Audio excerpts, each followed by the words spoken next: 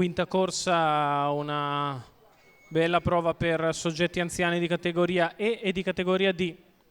Con il numero 1 Candido Jet Salvatore Cintura, 2 Baiardo Ok Vincenzo Piscoglio dell'Annunziata, 3 Clivia di Poggio Edoardo Baldi, 4 Chimera Gal Gennaro Amitrano, 5 Camilla Bass Manuel Pistone, 6 Entrepi Turgot Roberto Vecchione in seconda fila, 7 Baltimora Trio Marco Stefani.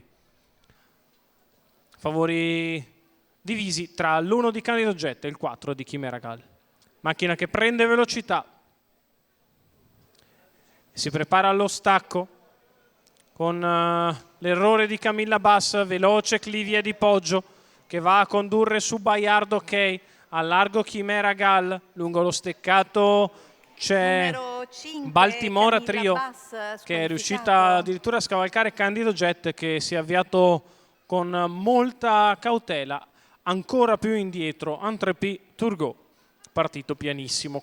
14,2 per i primi 200 metri, Clivia di Poggio riprende in mano, Chimera Gal prova ad andare a chiedere strada, sembra poterla ottenere, 400 in 28,6, comunque c'è spesa per la leva di Gennaro Amitrano che è passata. Seconda posizione per Clivia di Poggio, terza per Baiardo Ok, mentre sbaglia nelle retrovie Entrepi Turgot. 600 se ne sono andati in 44 meno una virgola, avanza al largo Candido Jet che si è disinteressato della fase iniziale per agire sul passo. Chimera Gal in vantaggio, seconda posizione per Clivia di Poggio, va a fare la seconda pariglia al largo Baltimora Trio, 58,9 la metà gara per Chimera Gal che guida.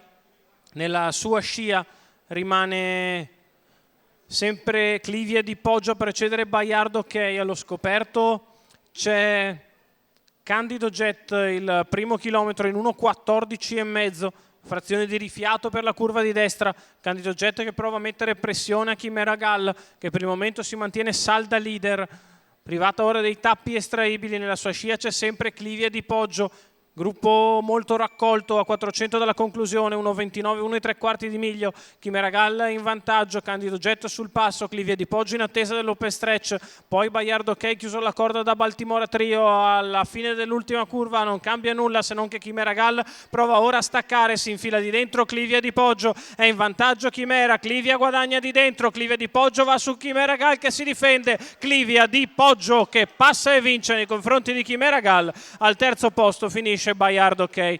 29,5 a chiudere, 1,58,6 ragguaglio cronometrico. Clivia di Poggio ed Edoardo Baldi mandano via Chimera Gal dopo un 28,6 a partire. Nel finale la giustiziano sfruttando l'open stretch. Vittoria per la portacolori della scuderia Birkin, Edoardo Baldi che è anche allenatore della figlia di Royalty for Life che vince di un'incollatura nei confronti di Chimera Gal che se l'è fatta al comando ma si deve inchinare all'avversaria. Terzo posto per Baiardo Ok.